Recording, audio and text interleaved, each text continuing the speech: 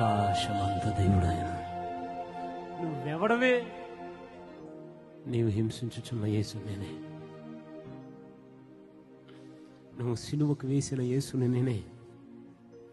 నా కొరకు ప్రకటిస్తేనే స్టెఫను నువ్వు చంపింది. స్టెఫను మరణాన్ని ధృవీకరించింది నువ్వే కదా. నా సిలువ గురించి చెప్పినప్పుడే చంపింది నువ్వు. సిలువను చూచిన కొలది శిల సమానమైన మనసు నలిగి కరిగి నీరగుచున్నదిరా. నీ సిలువే